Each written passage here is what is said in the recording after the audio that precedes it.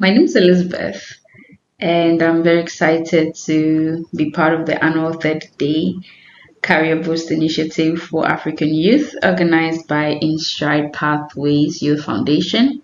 Today, I'll be delivering a lecture on preparing for career success, where I'll be sharing strategies for the next stage of your career. This is part of This is something I love, especially based on its connection to sustainable development goals that I believe we should all be concerned about at this stage of our lives, which is the place of quality education and decent work and economic growth. I hope by the end of this lecture, we'll be able to see how, as individuals and representatives of various institutions, we collectively drive our economy into that place that we want it to be. So, a little bit about myself, beyond my name, which I already shared. I'm Elizabeth Ewudiwa, a certified human resource practitioner, Forbes BLK Fellow.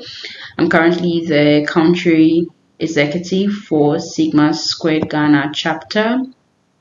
Apart from this, you'd also find me doubling up in social enterprises as the Director of Communications of GYLCD.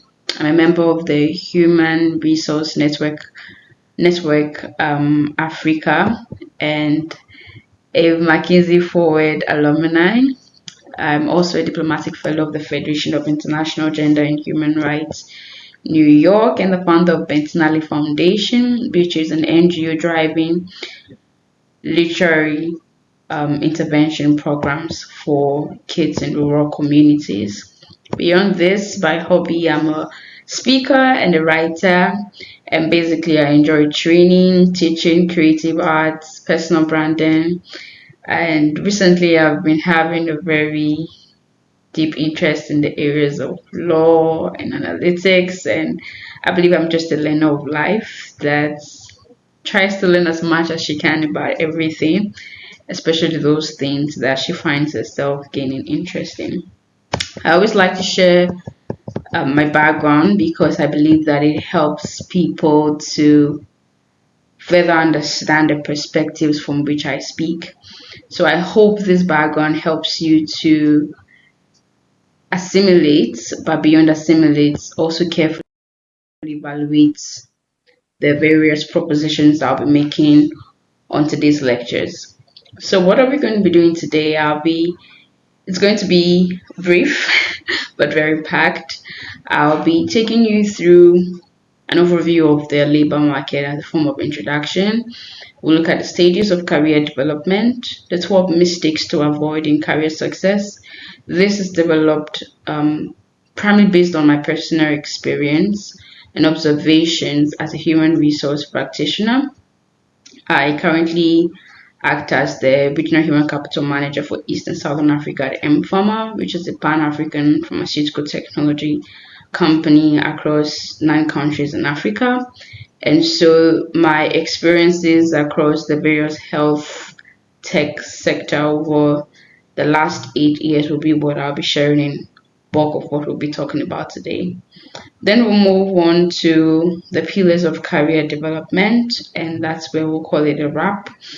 I'd end with a conclusion, which I call the My Promise Declaration. And after that, I'll be very happy to also take any feedback from you in case there are areas that are not clear or areas that you feel like we could discuss further. So with that said, let's talk about the labor market.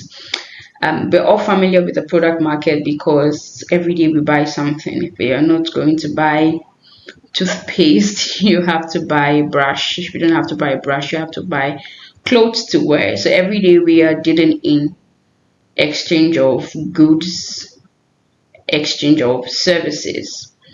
And the truth is, as frequent as we visit the product market, it's just also as frequently as we visit the labor market. To cut it simple, the labor market is simply the place where the buyers and sellers of labor meet, where the sellers of labor become individuals seeking employment. The buyers of labor becomes organizations or entities that seek to hire people. So at the end of the day, you see that like every other market situation, the forces of demand and supply will continue to determine things like price. So when we talk about price in the labor market, we're talking about wages or salaries. The reason why some jobs tend to pay higher than others is because of things like this, places of demand and supply. So as individuals in the labor market, we must always understand that we are in a competitive place, meaning that you're not the only one in the market. And the same way, there's not only one buyer in the market. So it's two ways. You can use this understanding to broaden your horizon in terms of how you seek employment opportunities. And you can also use this understanding to assess how you can daily improve yourself to become more competitive in the labor market. And when you look at this market, especially over the past 30 years, you would see that some of the things that has drastically changed a lot of things include the following on the screen. First is the place of advanced technology. So when I talk about advanced technology, I'm talking about the impact of, deep learning and machine learning. We want to go in the ways of AI, robotics. What this has done is that it has made human competencies more robust. So now you have to build yourself in a very diverse way. So if you're someone who is good at doing only monotonous things, you gradually become irreplaceable if you are not already. And so what it has done is it has forced humans to have to build more more intellectual and more soft driven skills. So something like emotional intelligence, something like cultural intelligence, those are things that are hard for machines to deliver or demonstrate. And so you notice that more and more human competencies are beginning to evolve around soft skills than hard skills, because it's like now we can get machines to do most of the technical things. What it has also seen is a trend of continuous learning. Now more than ever, you have people combining school and work, and both parties, both sectors, academia and industry, have been able to create that opportunity in such that now you have schools even offering weekend classes, sandwich courses, and you have industries also even giving opportunities for people to go on study leave. What this has also done is cause an increase in job insecurity.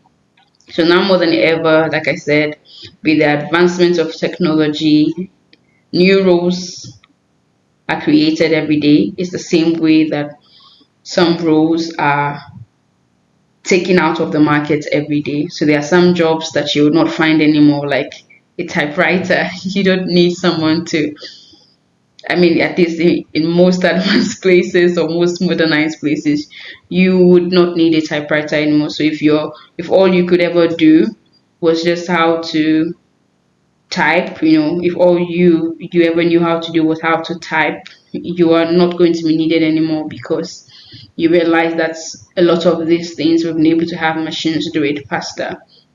So yeah, as much as technology has eroded many jobs, I should also say that it has created new jobs, new kind of jobs, and more has also led to self-employment. So with the advent of technologies, people also realizing, I don't even need to be a full-time employee anymore. I could start my own business.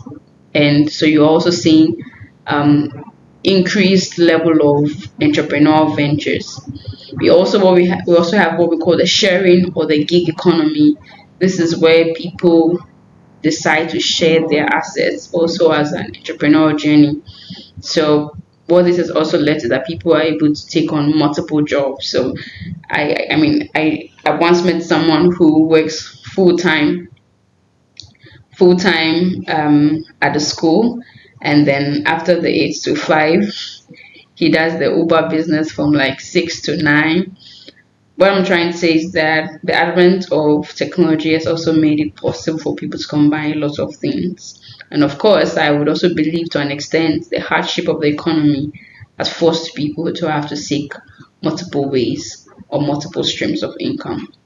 Other trends that we would see in this market is diversity more and more as the world market or the world's business becomes more global. When I say global, in a sense that the various country markets are now dependent on each other. We also see the same on labor markets. So as financial markets across the world are depending on each other, it's the same way that now we're seeing a lot of interjections, a lot of interconnectedness between the labor markets across multiple countries.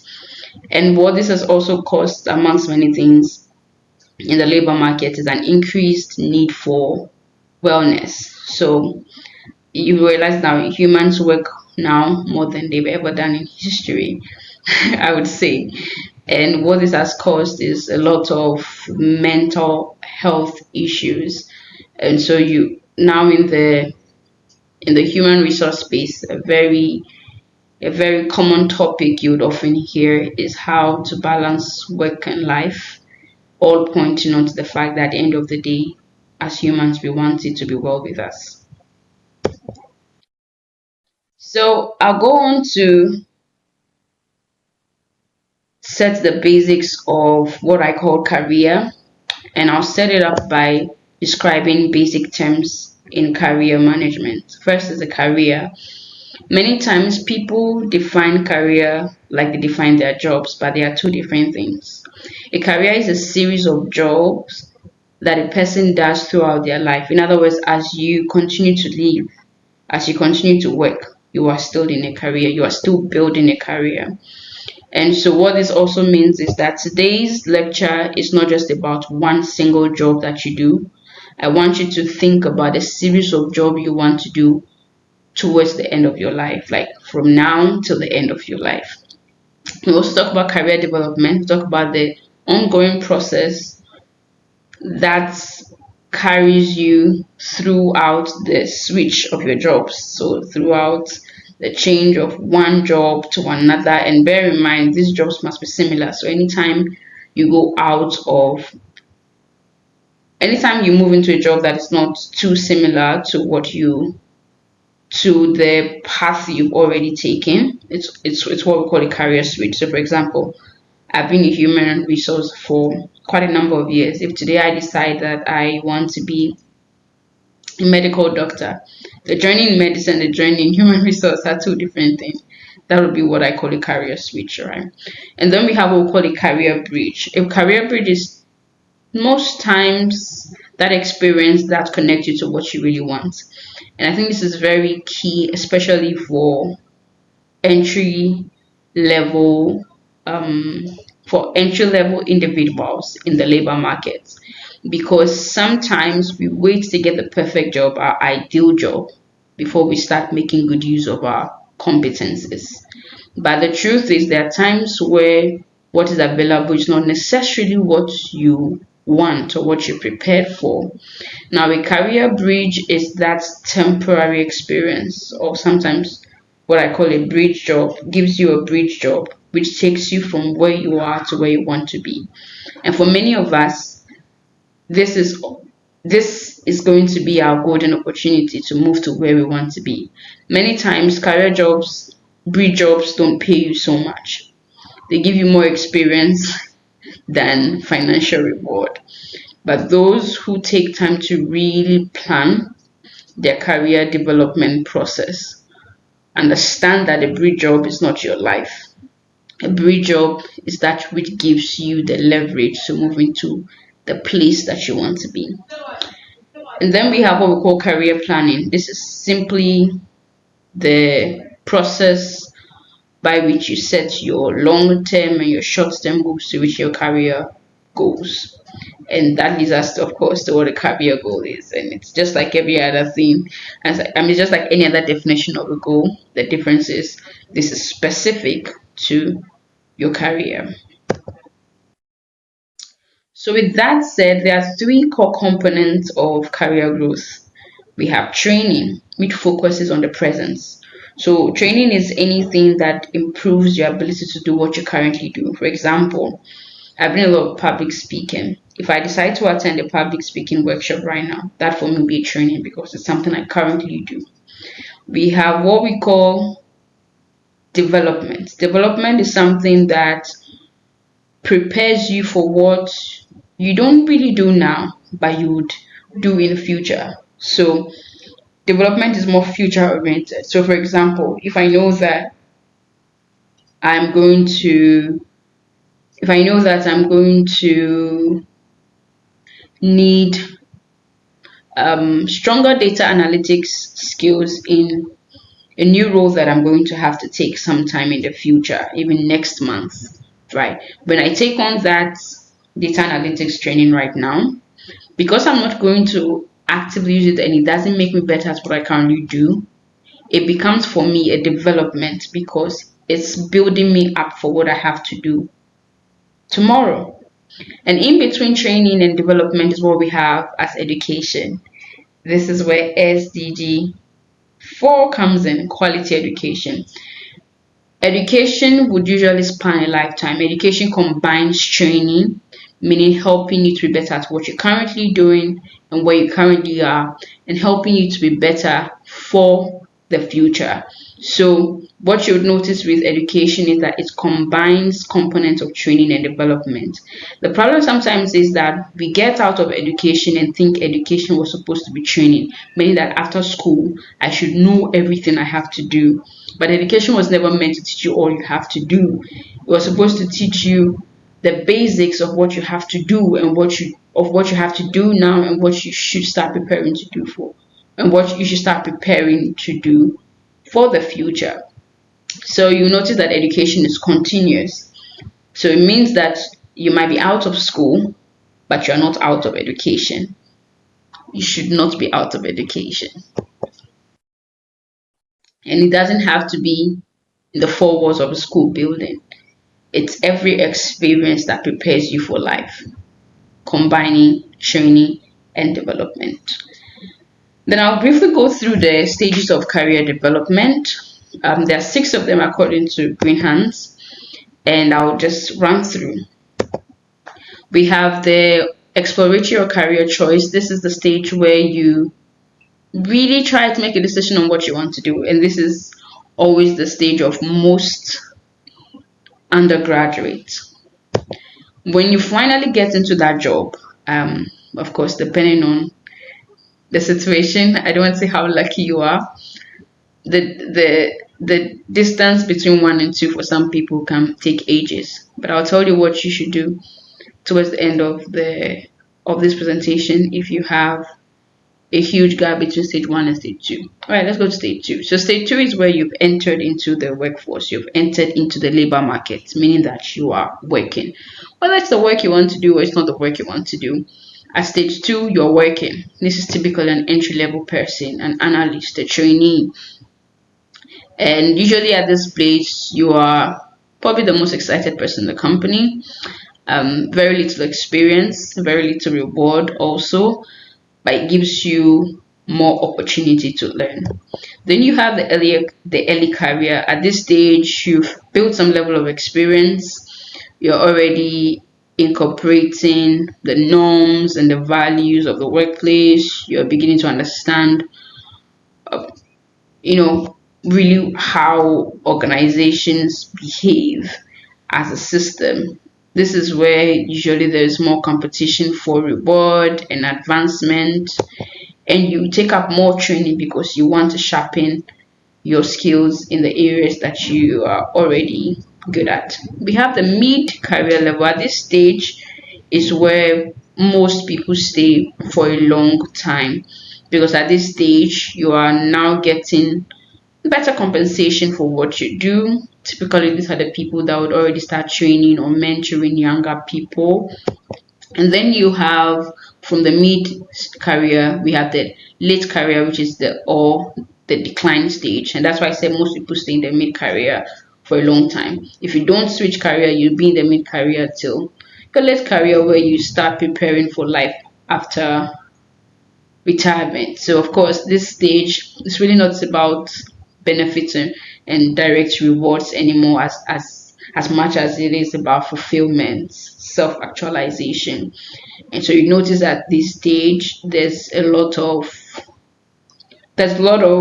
understanding, there's a lot of empathy, there's a lot of commitment to non-financial goals, including training and developing people. And the final stage is where you transition, that you exit, or if you are switching, you move into another career space.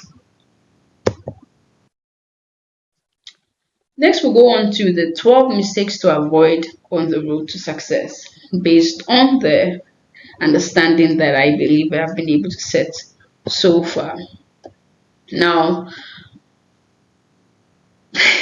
in no particular order, actually. The first for me is what I call the fear of the unknown. This is the fear that I believe plagues everybody at one point in their life or the other, not just in career, in a lot more areas. But because this is about career, I'll speak to it about how it impacts your career. Many times we think that what we learn in school is what we should be doing forever. And we don't give ourselves the opportunity to explore new paths because we are afraid of what it could look like. I've been on interviews with people who I felt I have the competence to do something different, but they were so fixated on, no, this is what I studied in school. Like, I have to do this.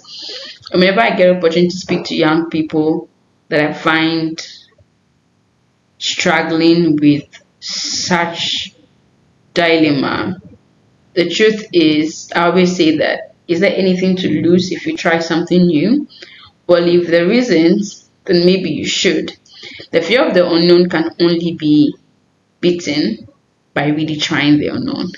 And so I really want to encourage as many of us to make sure that our minds are so open to new opportunities, so that when they come through, we're able to see them clearly. Second is poor net worth. Now, whether you like it or not, and I wish I had the stats right here to back this, but your first job is likely to come from your school network, someone you either met in school or you met through school. And so many times it's a big determinant on the speed of your progress in your career journey. I, for one, after school, I remember that I had opportunities with about 2 to 3 firms, and all three were firms that I got through my university days. If it's not an organization, it's somebody that I met. And it was the same with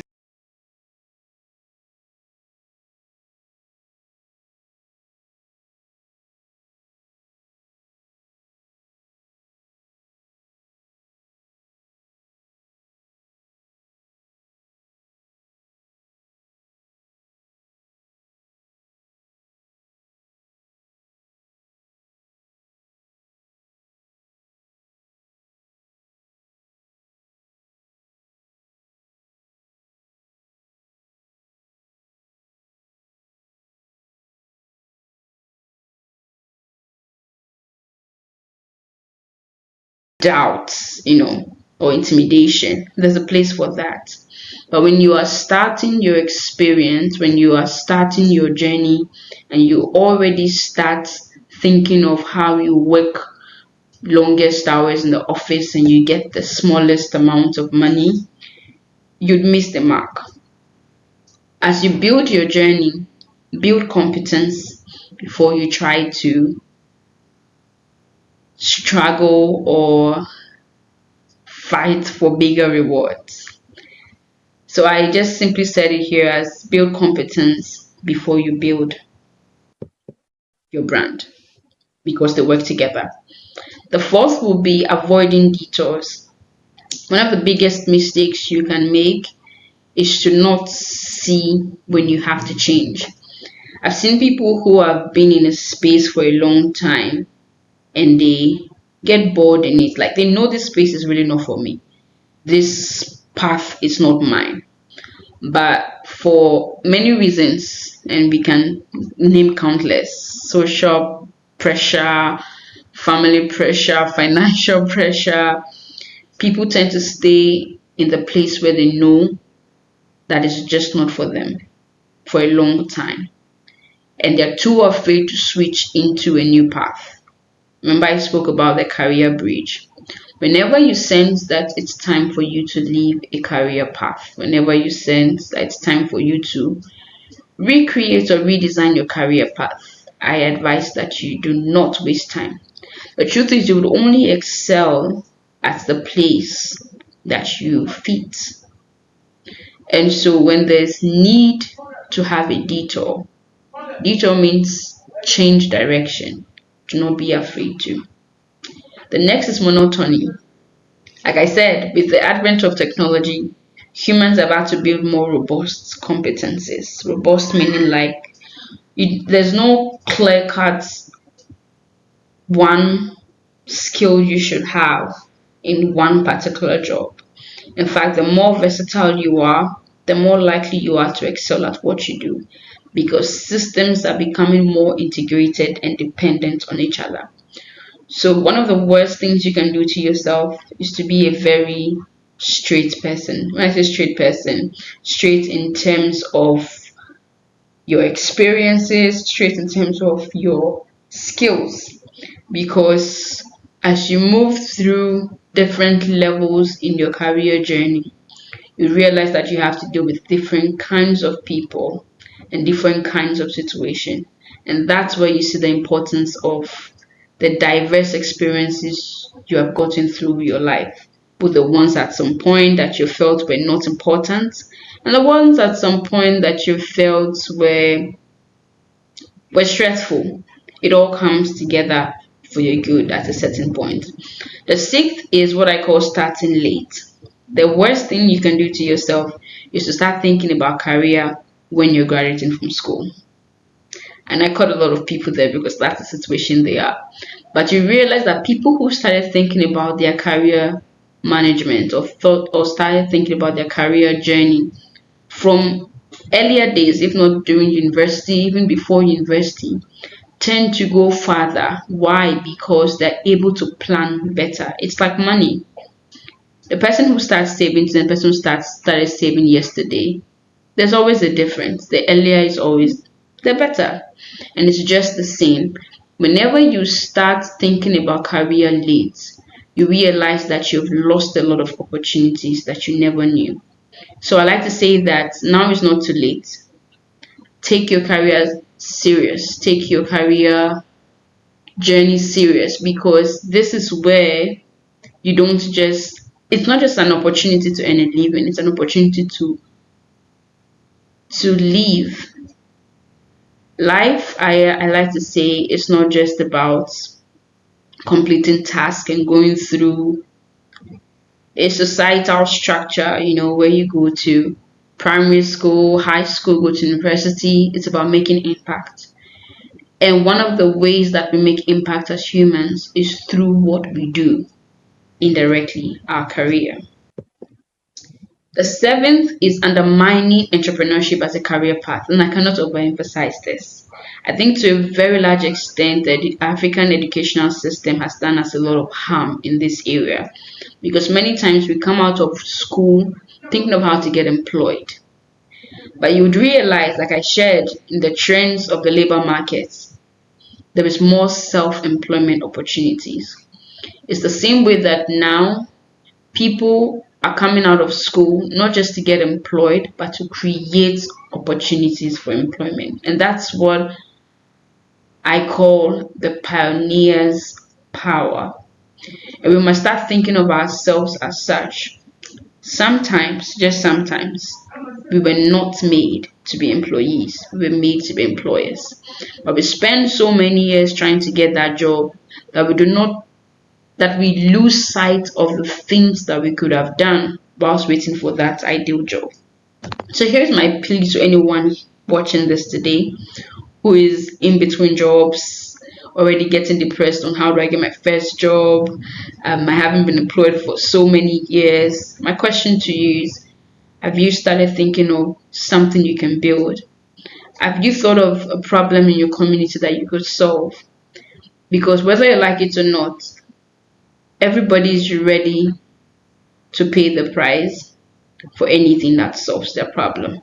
The reason you can pay so much money to buy fuel in your car is if there's no fuel in your car, there's nothing you can do. It's a big problem, right? It's the same way everyone is always ready to pay so much for anything that solves their problem.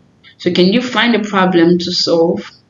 And I know it's easier said than done, but when we talk about SDG 8 and SDG 4, quality education and decent work and employment, decent work and economic growth, this is what we're talking about.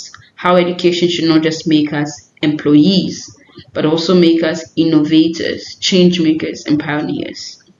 And the eighth point will be becoming passive. And I think this is a lot linked to not planning for your journey. Sometimes, let's all be sincere, we just assume that our career will be like day and night. You don't have to do anything for it to become day or for it to become night. It's nature. So it goes on, it's day, it's night, but it's not like that about career. If you're passive about your journey, you become very dormant to opportunities.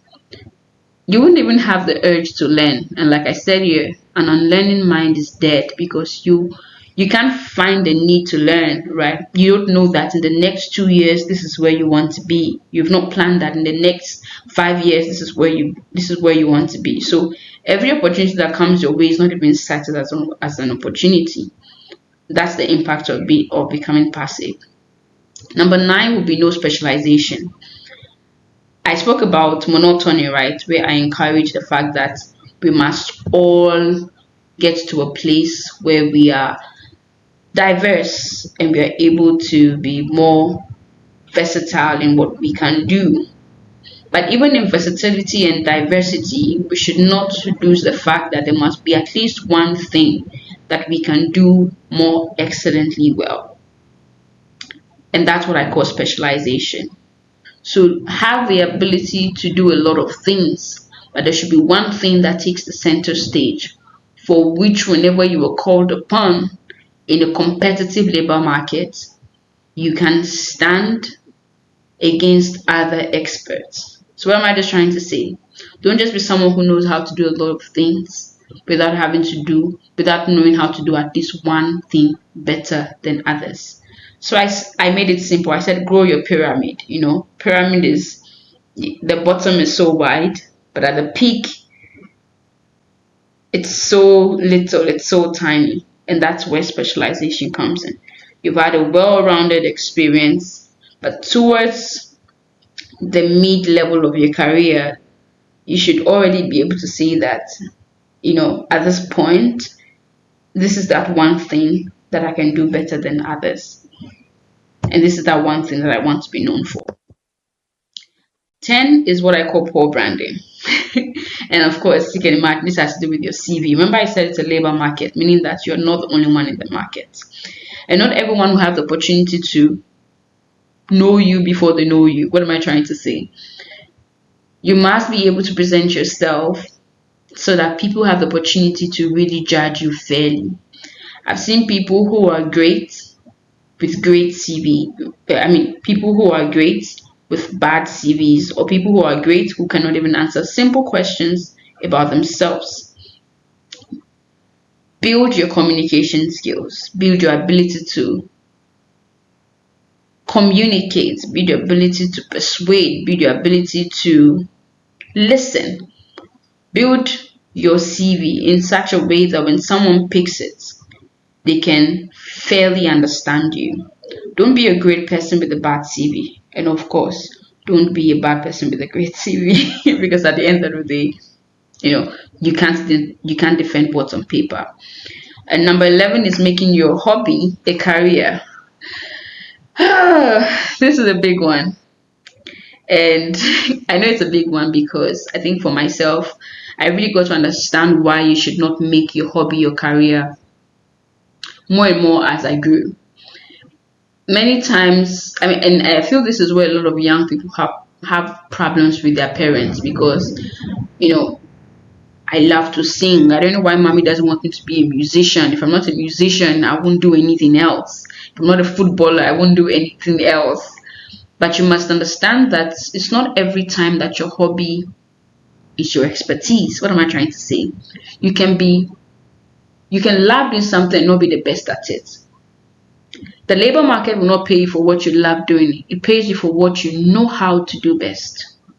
So yes, if you know how to play football, if you like playing football, you're not necessarily the best at it, forgive me. You can't make that a career because how do you earn from it? Because the labor market won't pay you for it. It's going to pay someone else who enjoys painting but knows how to play football. So at the end of the day, you see that only when your hobby and your expertise matches should your hobby become your career. But if not, learn to let your hobby be your hobby and your career be your career. Nothing ever stops you from doing what you like doing. You can do what you like to do and still do what you know how to do. So what you know how to do pays you, and you use what you know and use the money from what you know how to do to literally do what you love to do. I don't know if that makes sense. And the 12th point, the final point, is poor salary negotiations. And I know that this might not be something super important for you now, but you have to start building your negotiation skills. I made this last because you cannot deal with this if you have not built your competence. Remember what I said about striving for financial rewards before building experience. Salary negotiations become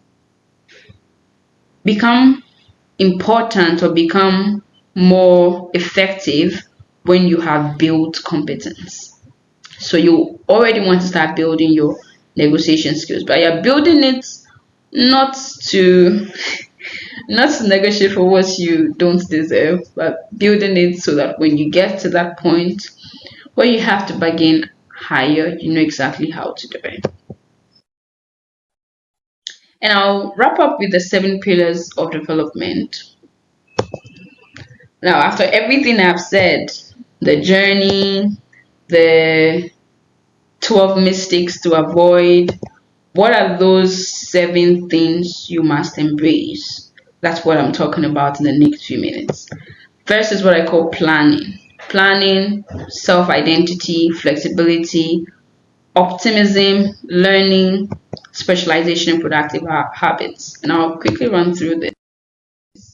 First is what I call planning, and I already spoke about this. Setting goals.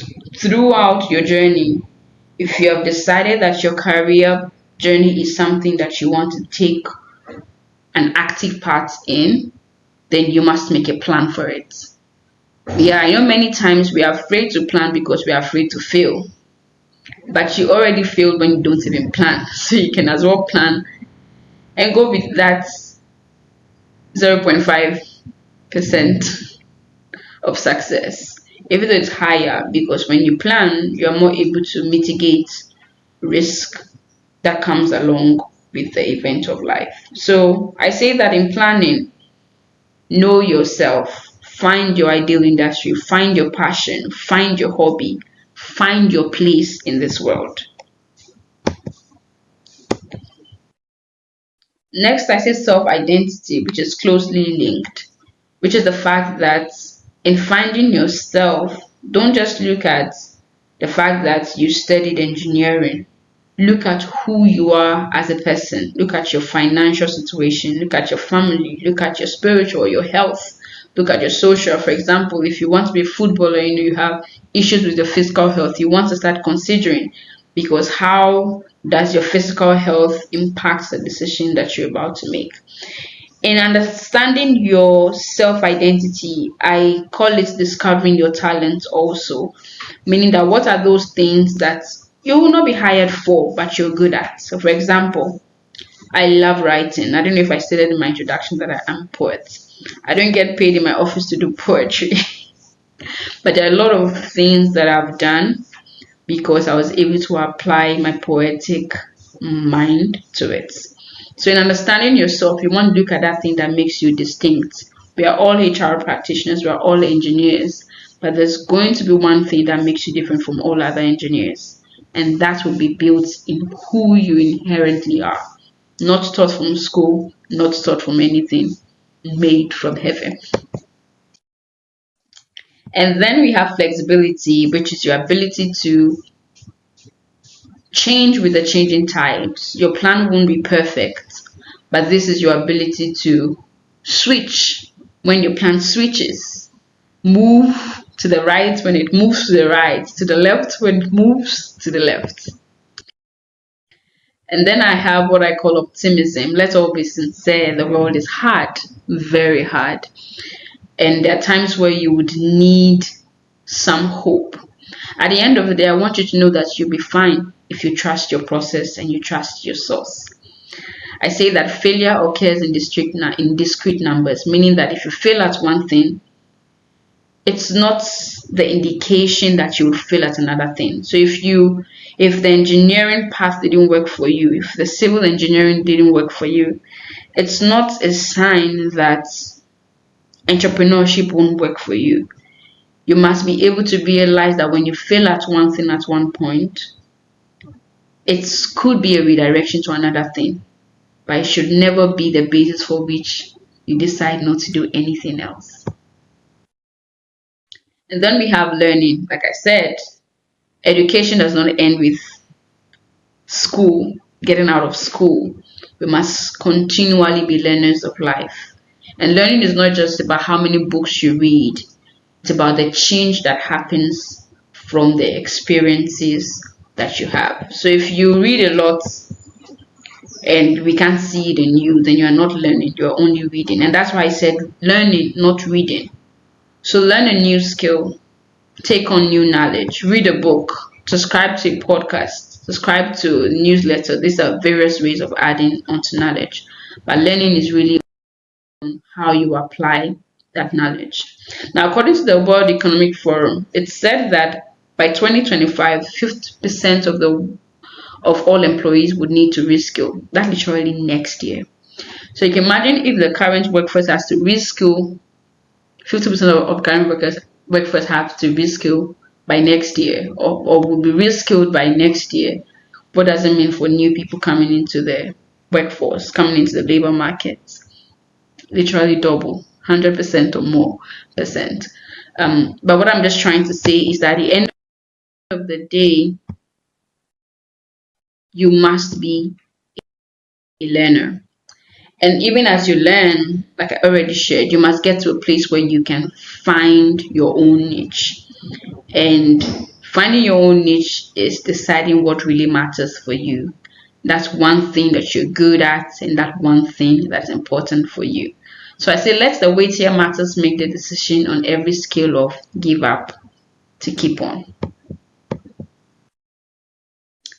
And here's a list of productive habits.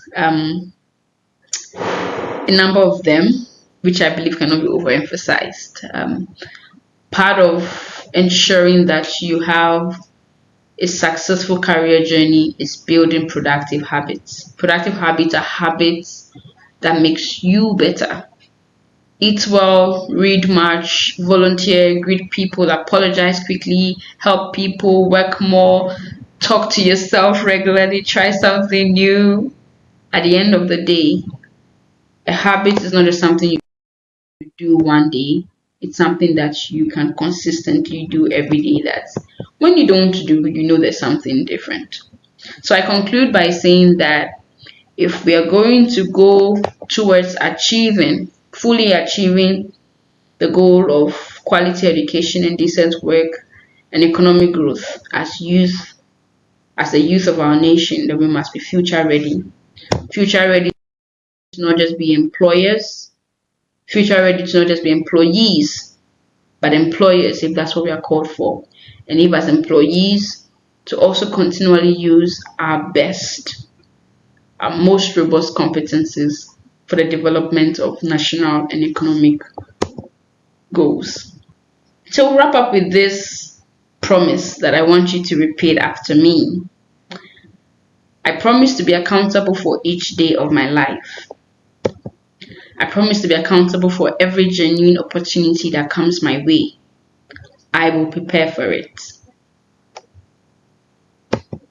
I promise to learn, serve, and pursue true happiness and success. I promise to be true, kind, and happy because life is measured by impact and not financial wealth. I have not overpromised myself. I can do it because I can do all things through Christ who strengthens me. So with that promise said, I'm very happy to take any questions that you have. I hope that it's been insightful. I hope it's been educating, taking through the trends of the labor market, to the journey, to the career management process, taking you through the basic concept in career management, taking you through the 12 mistakes to avoid, and the 7 pillars to hold on to when developing your career for success. Thank you so much. I leave you with this quote that says that why shouldn't you do what you love? And why shouldn't the workplace be a good place? Work is part of life and there's only one life. What I'm just trying to say is make sure that what you do for a living reflects your purpose for living. Thank you so much and happy 30-day career boost initiative.